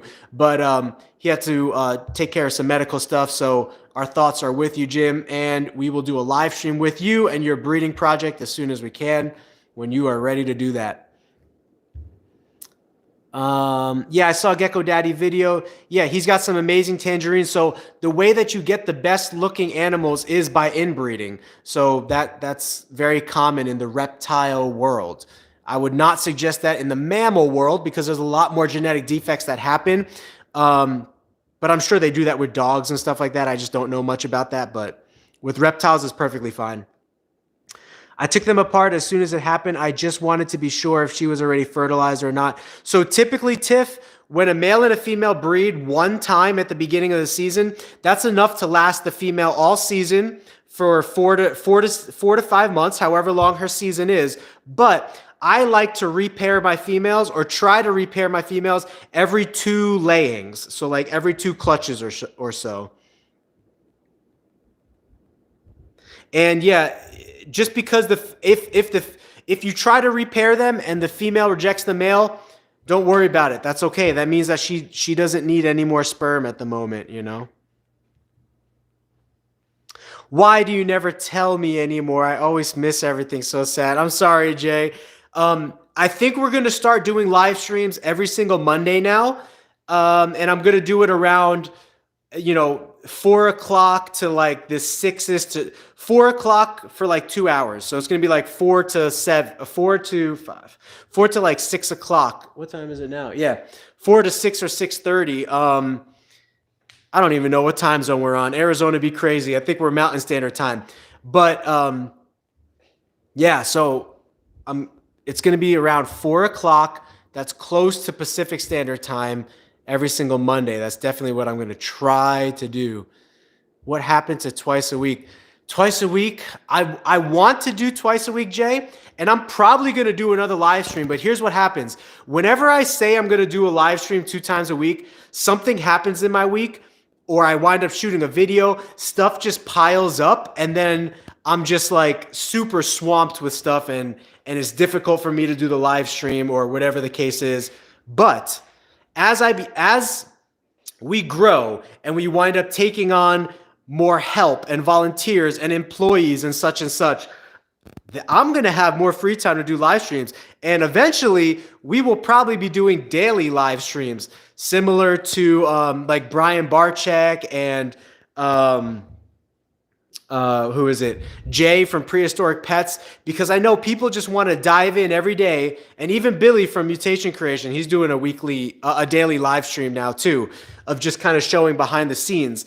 But it is difficult for me to do a live stream sometimes when I'm by myself, because I do a lot of talking and everything, and then I don't get a lot of stuff done. And so it's constantly this balance of trying to find a time where, like right now, where I don't have anything urgent that I need to do right now, but I've just been so busy, and I find a lot of urgency in a lot of the tasks that we're doing. And so I'm sorry about that, but I will definitely do my best to do more live streams.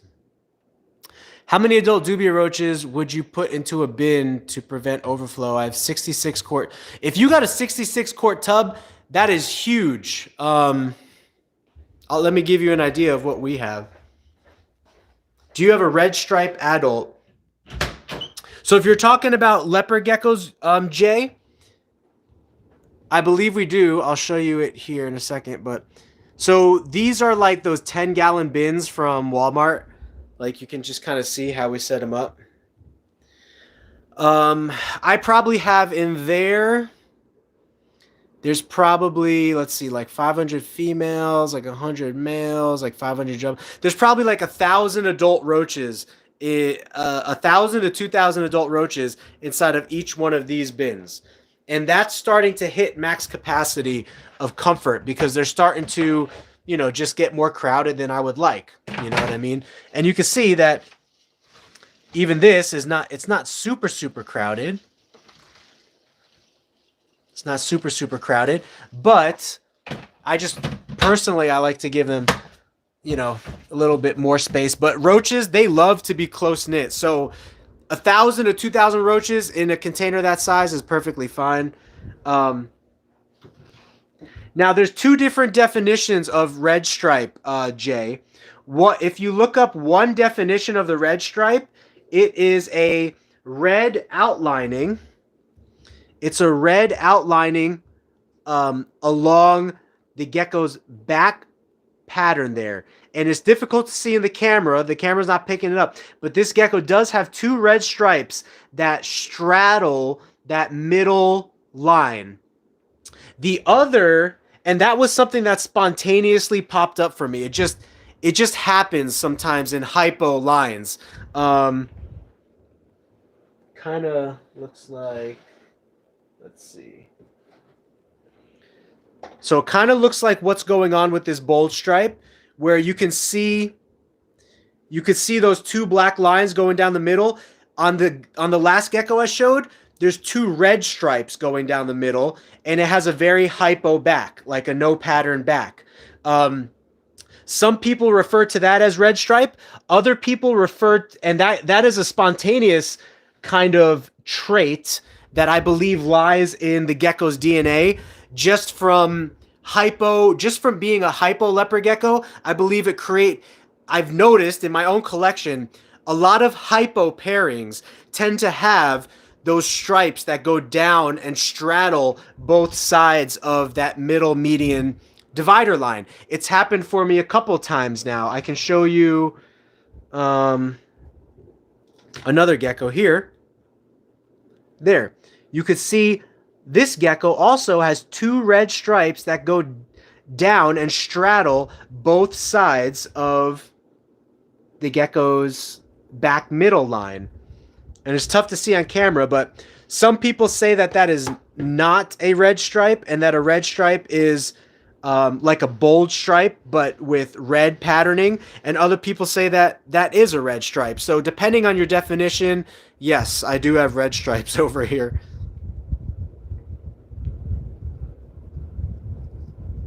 Yeah, you want to try to if you want, because you have the right to do what you want as a keeper, but it's when you breed Tremper albino to Bell albino, you're not going to create albinos, because the albino genes are located on different areas of that gecko's genetics.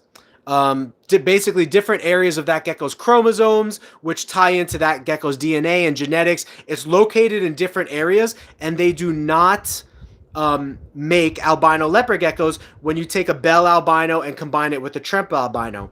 Only Tremper and Tremper make a Tremper albino. Only Bell and Bell make a Bell. Only Rainwater and Rainwater make a Rainwater. You can't take a Rainwater and a Tremper and create an albino. You can't take a Bell and a Rainwater and create an albino. And it just kind of muddies up the bloodline, and then you don't know what albino traits are truly showing in that animal, or it's very difficult to tell. And so a lot of people say not to do that. Again, I'm not the tell you how to do it police. Like, if that's something you want to do, then do it. I'm just like the honesty police. I just tell people, hey, if you're going to mix the bloodlines of albino leopard geckos and then sell those geckos to somebody, just let that person know that, hey, I was doing some intermixing of the albino bloodlines in this leopard gecko baby, just so they know not to expect one strain of albino and not the others. But actually, personally, I think it's kind of cool to have multiple genetics inside of an animal, and I'm not completely against it. I know there's tons of people that would like kill me or want to kill me for saying that, but I'm not here to control your hobby. I'm not here to tell you, what you can and can't do. I'll just tell you why people view it that way. And if you interbreed the different albino strains, you're not going to create albinos, and all you're going to create is leopard gecko babies that are het for both strains of albino. So if you take a Bell albino and breed it to a Tremper albino, the babies are going to be non-albino, but the babies are going to carry both copies of the Bell and the Tremper albino gene. Is that so bad? To me, no. But to some other people, it can be. Jay has 20,000 dubia roaches in a 100-quart tub. 120-quart tub. There you go. So yeah, you can keep a lot. And that's a ton of roaches, Jay. Good stuff, man. Jay got some roaches from us, some breeders from us, back when we had breeder roaches, and I think he's reaping the benefit of that now. Jay, I just sold $1,600 worth of roaches here locally to a couple different pet stores, and I'm getting ready to sell another batch of babies to other pet stores. So pet stores love dubia roaches. If you can become a dubia roach breeder, it's really cheap. It's really easy. Wear a mask to not compromise your health, but they don't smell. You could do it in your house. If they escape in your house, they die. There's so many upsides to being a dubia roach breeder. Thanks so much. Love your videos. You've helped so much. I've been researching like crazy as I've never done this before. Yeah, they are like little dinosaurs, Tiff. Hit me up if you got questions. Go to our website, fill out a contact form, email me, message me on Facebook or Instagram, and I will always try to answer questions for people if I can. And plus, we do live streams. So let's start with this, Jay. Let's start with the commitment of live streams on Mondays. And you know how bad I am with commitments, right? Next Monday's going to come and I'm going to be like, oh, I'm busy. But that's the way it goes sometimes in when you're doing this by yourself, you know, like sometimes stuff pops up, you know, and I just have to prioritize and take care of you know, certain things within the animal world here in the reptile world that might pop up. But I know you guys understand. I'm just explaining that I would love to be committed, but sometimes spontaneous things pop up and I just got to take care of them. But we're really going to try for Monday nights, guys, 4 to 6 p.m. Mountain Standard Time. I can't check what time we are on my phone right now, but I believe that Arizona's on Mountain Standard Time right now. If any of you guys could shout that out in the chat. But 4 to 6 p.m. Mountain Standard Time, that's going to be our goal for live streams. And yes, if you can let me see that red stripe and 2 babies you like the most that you hatched, please. Ooh, I'll show you. I'll show you, Jay, my favorite baby. Favorite baby.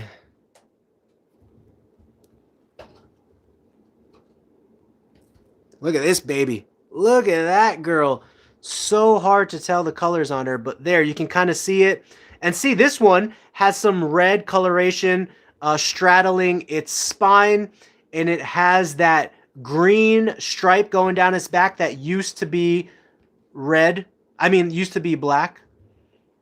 That's what happens. The blacks turn to green in these guys, in tangerines, and then the greens pretty much just get greener with time. But this is my favorite baby of the, see, you can see those red stripes right there. See that? That's completely random. I did not do anything to create that. This came from a Eclipse, and it also came from a Hypo pairing. So Eclipse and Hypo, they are known to throw some wonky combinations. But this is my #1 favorite gecko. I love it. I love it.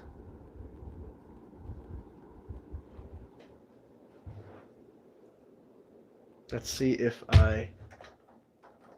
this is it, guys. We're getting ready to conclude the stream. So that's why I'm opening the blinds so that I can really just show you guys this gecko in full color if I can.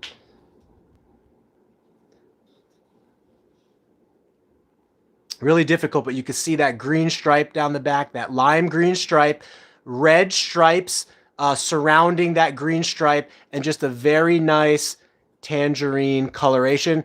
This baby came from Jelly Bean, so it came from a, I'll show you actually. The mom is not even that tangerine, but that's because she is an Eclipse. An Eclipse oftentimes will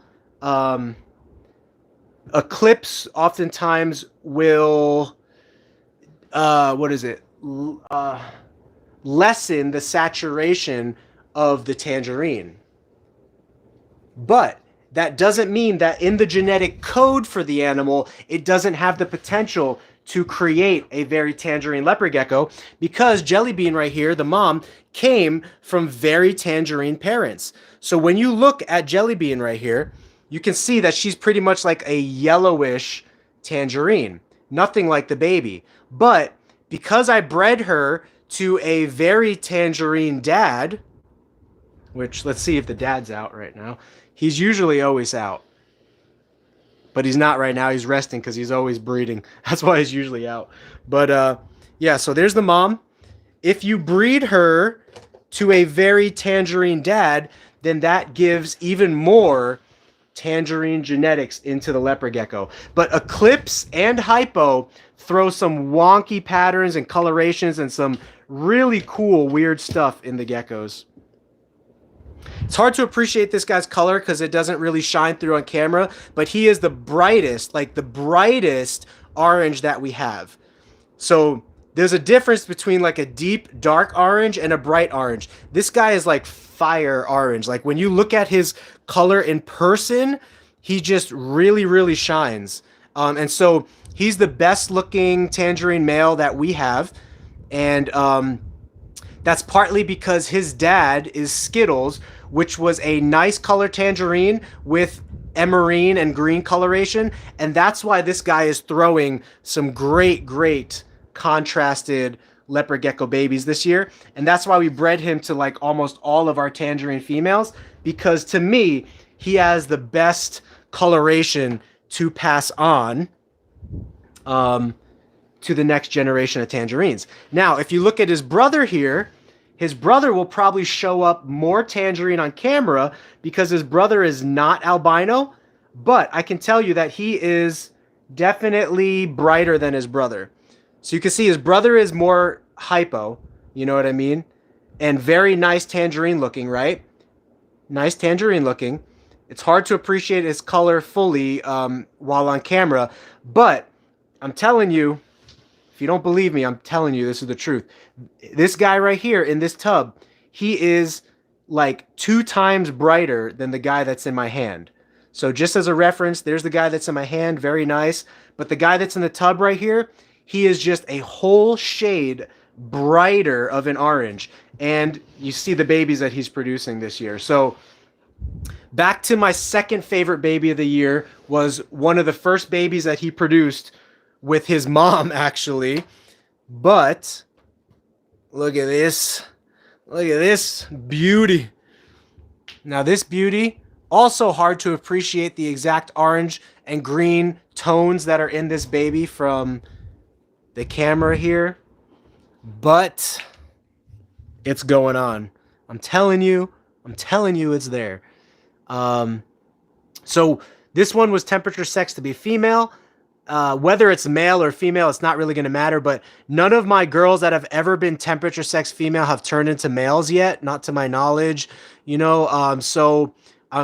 I temperature sexed a lot to be females this year so that we can put them into the breeding rotation.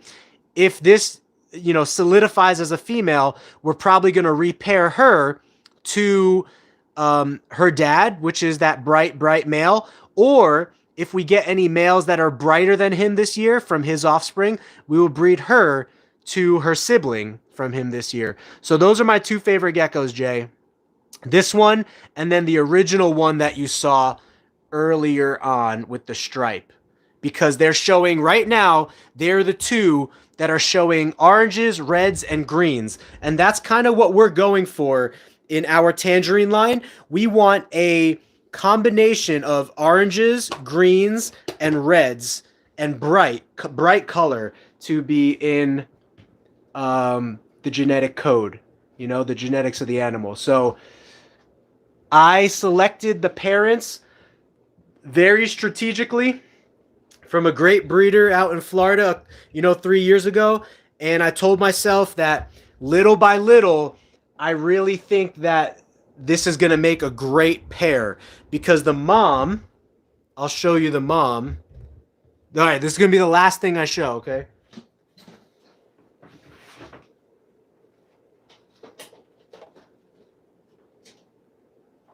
Now, leopard geckos, they fade out a little bit with time, but this girl in her prime, when I got her 3 years ago, she was super, super bright orange. You could look at some of my old videos. And yeah, she had a decent carrot tail, you know, not the most, but she had enough to where it would carry that lineage on. She was hypo, and she was obviously Tremper albino. So she's just a beautiful example of a hypo tangerine.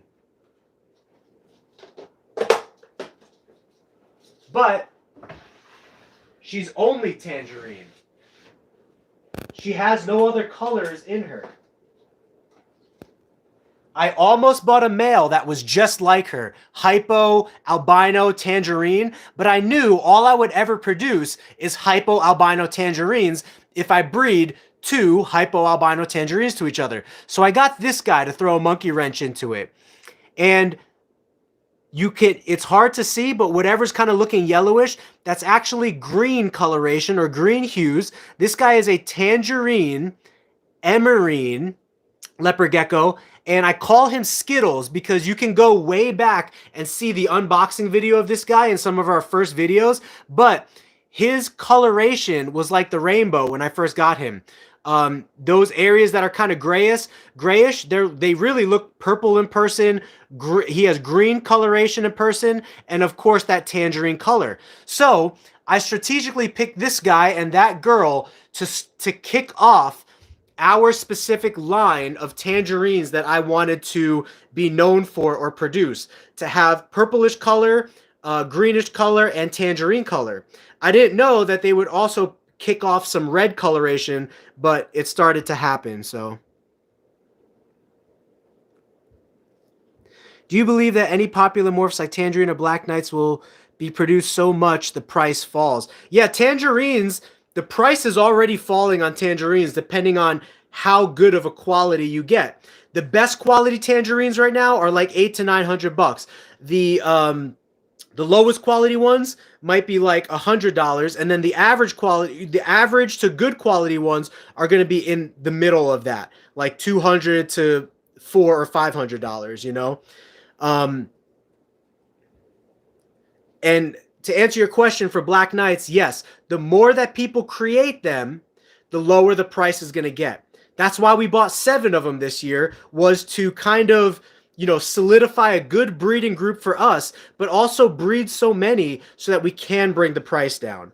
Unfortunately, we didn't have the best year with them so far, and so we only have a couple eggs in the incubator that I think are good, and we didn't get the 20 to 30 eggs that we were hoping that we would this year. You know, maybe next year, but... How many gallons does a male leopard gecko need in a tub?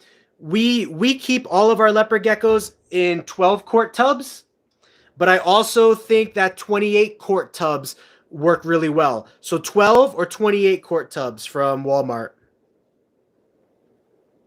Yeah, we do have a super giant over here.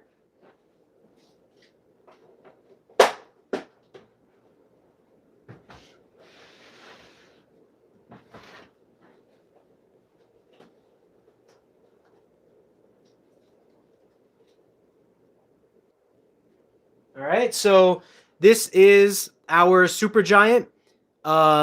He is from the original Moose line of supergiant. So the original one started by Ron Tremper, who I think discovered the gene. But we actually haven't bred this guy yet because we haven't had much, really anything to breed him to. But supergiant is considered to be an incomplete dominant gene, meaning that the animal can carry on 2 copies of the gene and therefore pass it on 100%.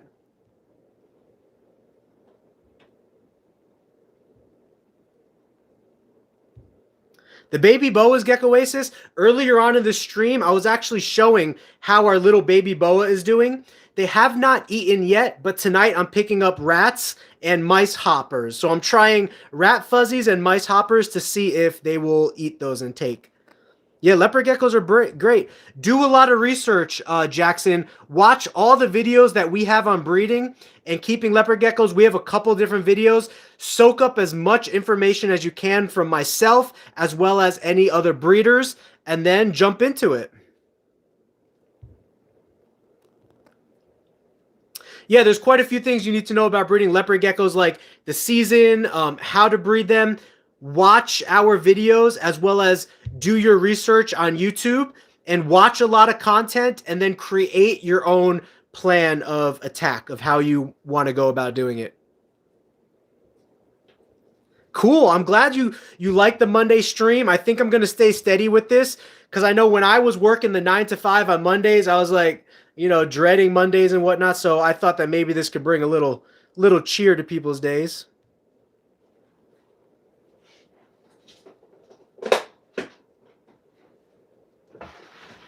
Yeah, I can show you. These 2 babies were just born yesterday. Oops. These 2 babies were just born yesterday. And actually, if you saw my Facebook, Are these the albino ones? These aren't the albino ones, but we just proved that our bold stripes are actually albino. Or het albino, I should say. So these are babies. These are how big that they come out typically when they are born. They're really cute. Sometimes they scream. You want to be really careful holding them, not to squeeze them or pinch them or get them to drop their tail.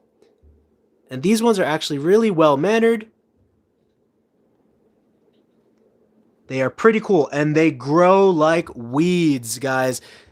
They will be so big before you realize it, which is really cool, right? As humans, we are not so patient, right? So we want like a fast return. And leopard geckos definitely produce that, a fast return on satisfaction. What's Gucci, Jake? Super giants and giants produce? No. As far as I know right now, I've never heard anything about them producing more eggs. Cords, the guy to talk to about super giants is actually the guy that we bought the Black Knights from.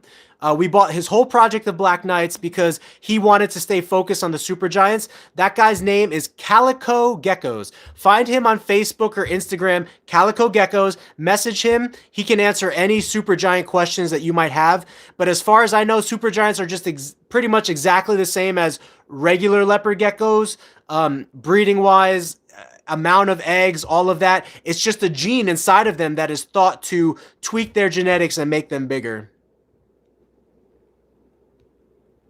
There's no way to find out if he's a super giant. It's a really blurry line right now of being able to tell whether an animal is a giant or a super giant, because it's just so difficult to tell whether it has one copy of the gene or two copies of the gene, because animals that have two copies of the gene sometimes are smaller than animals that have one copy of the gene.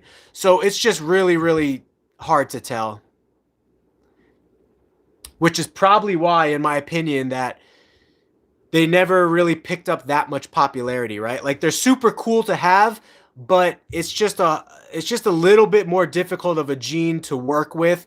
And so, yeah, it's cool to have. And Calico Geckos, he sold the barn to focus on, he just focuses on giant and super giant leopard geckos. So he would definitely know more than me. But if you're a new person getting into the hobby, definitely get into super giants because you want to, not because you think that other people are going to drastically like them. Because, to be 100% honest, most people don't focus on super giant leopard geckos. What are signs a leopard gecko might be egg bound? If she has not laid past a month and a half, she might be egg bound.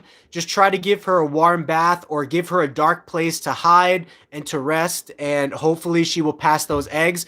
I've had a couple egg bound girls over the last couple years. Some of them laid after 2 months. One of them laid after 5 months. And I wasn't giving them baths or anything like that. I just made sure they had access to food, 90-degree hot spot, a dark, humid hide to feel comfortable in and rest in.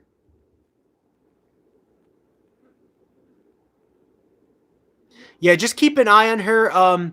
Shigarki, I know it's super concerning, but keep an eye on her. Message me privately on Facebook, Instagram, email if you want, and I can kind of talk you through it. But there's really not much you can do other than make sure that gecko that you think is egg bound has all the proper care, and then just give it time and space to try to lay those eggs.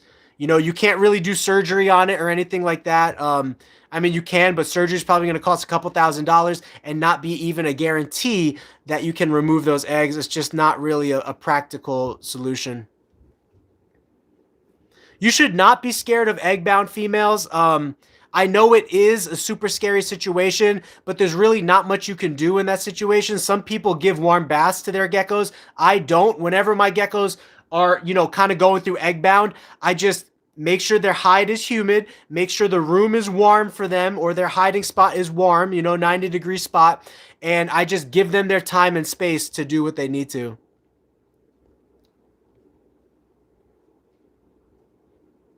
Yeah, Jacob, DM me about your leopard gecko if you need to. Any tips on marketing and getting your name out there? If you take a look at our Instagram right now, Cords, Instagram right now is promoting Reels. So learn about Instagram Reels. Learn how to use hashtags on Instagram and Facebook, and get on social media would be my tip. Instagram, Facebook, TikTok, and YouTube. Whichever ones of those that you want to grow first or whatever. Each one of those has a different focus and a way to connect with your audience. Do a little bit of research on YouTube. How do I grow my Facebook following? How do I grow my Instagram following? What's working for us on Instagram right now is, if you look at my profile grid, every picture looks superb. Make sure your pictures look really good on Instagram, and then create Instagram Reels, because Instagram promotes Instagram Reels right now more than they promote Instagram photos. So yeah, take Chords, take a look at our pictures on Instagram. We use Instagram for perfect quality photos and creating Reels. We use Facebook for connecting with people and engaging in conversations, okay? This might sound kind of harsh or weird, but nobody wants to have a conversation. I shouldn't say nobody, because people do. But Instagram is not the place for conversations. It's the place for a quick fix of a visually stimulating photograph. If you want conversational material and longer posts, make a Facebook post. But stories are good for either way. You could create stories constantly to gain publicity. YouTube is for education and entertainment, and TikTok is basically for pure entertainment. Gosh, Cody or Chords, it would take me a long time to kind of explain, but if you do a little bit of research on how do I grow Instagram following, how do I grow a TikTok following, how do I grow a YouTube following, how do I grow, do a little bit of research on that, and then also feel free to message me privately, and I'll give you any other tips. But those are my tips for now: is study Instagrams and Facebook pages that already are really popular. But again, for us on Instagram right now, Reels is really helping us grow, and having a really nice profile grid is helping us grow. Yeah, we use GeckoDaddy for our website. It costs us like $70 a year to maintain a website off GeckoDaddy. And again, you're going to have to research, how do I build a website? Because you have to learn something called WordPress to build a website. It takes a lot of time to create a website, social media, YouTube. I have given countless weeks and hours into studying and practicing and executing how to create a YouTube channel, an Instagram, a website. So my recommendation, start one step at a time, learn a little bit at a time, practice and put it into play as you learn, and you will grow as time goes on. Yeah, her tummy is so big. That happens with mine too. And unfortunately, you just have to give them everything they need: their heat, their food, their space, fresh water, and a dark place to feel comfortable, to hopefully feel comfortable to lay.